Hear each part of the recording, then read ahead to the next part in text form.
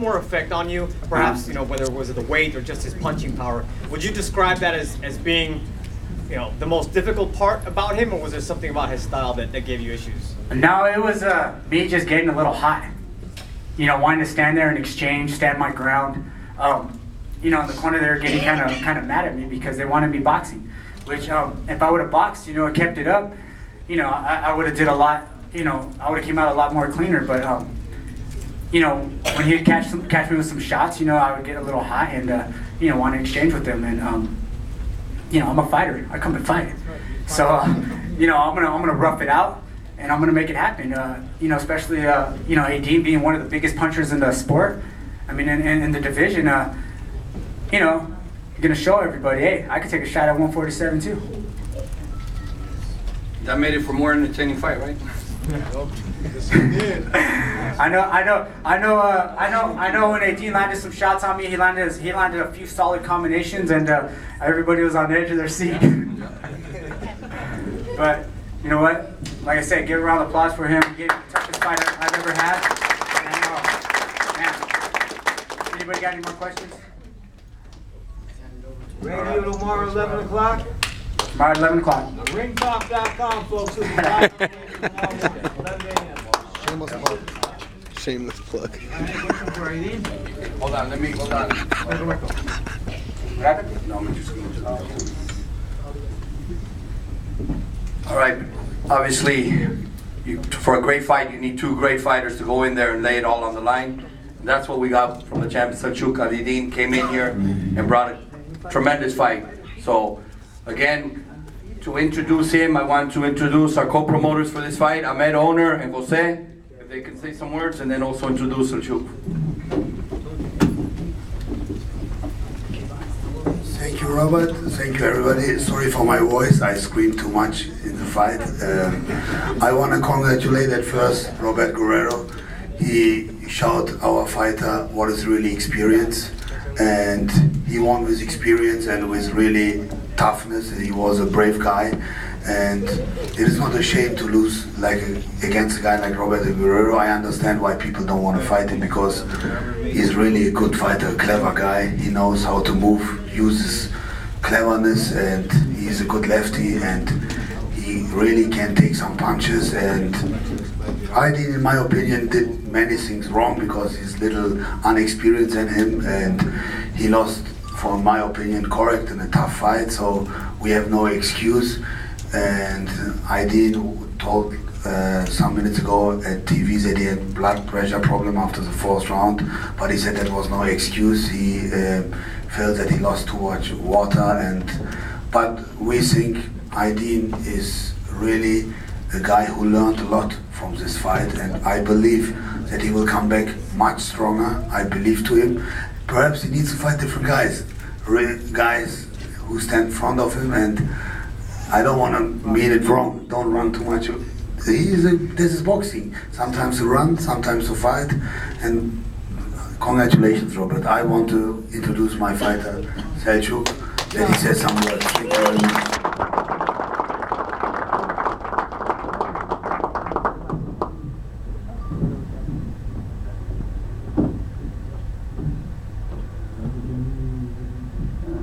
Herkese burada merhaba, selam. Herkese selam. Hello. Welcome. I hope tonight good show for you. Very good. Sorry, my English. I come from Turkey. Biz daha zor şartlarda bu işi yapıyoruz. We learn boxing in very tough ways. Turkey is not too much boxing. Belki buradaki sisteme sahip olsaydık çok daha farklı bir performans sergileyebilirdik. If we would have much boxing like we have in US, Guerrero I would do better things. Guerrero tecrübeli bir boksördü. Bugün tecrübesiyle iyi bir performans sergiledi. Ben istediklerimi yapamadım. Robert is a very experienced fighter. He showed me he teach me little boxing, and I couldn't do really what I wanted. Bugün ben sadece hırsımla mücadele ettim. Çok eksiklerim vardı. I only fought with my desire, and I missed many things on myself.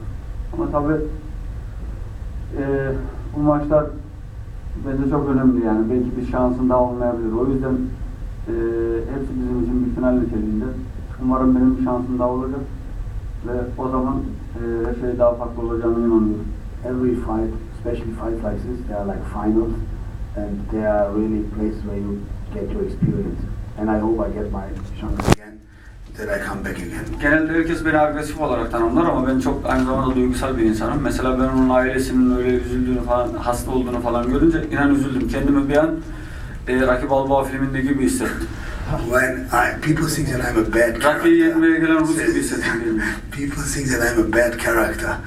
I'm not. When I heard about his private stories about his family, and, İyi olduğu, iyileştiği için ben mutluyum. and I'm very happy that his wife is again healthy, and I feel like that I'm a bad guy. I feel like in the movie Rocky Balboa, I feel like I'm Ivan Drago, come to meet Rocky in his hometown.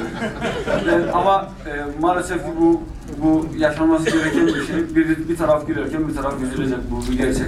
Experiences, one time is sad, one time is happy. Yani maalesef bu böyle. Ben sevenlerimi üzdüğüm için maçı kaybetmekten daha fazla üzülüyorum.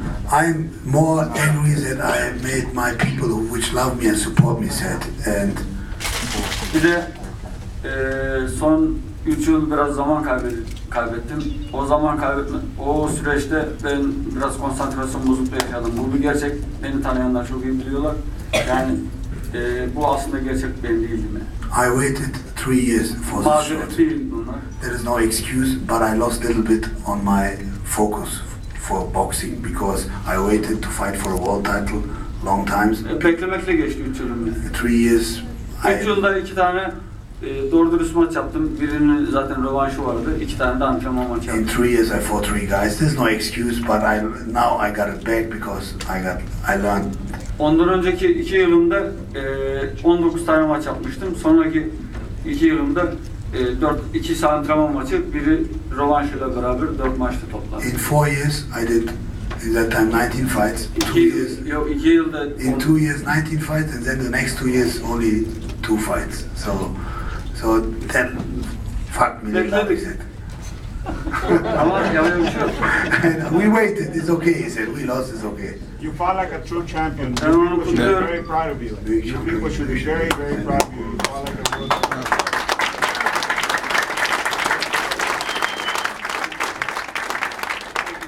Yani daha fazla söyleyecek bir şeyim yok. Üzgünüm.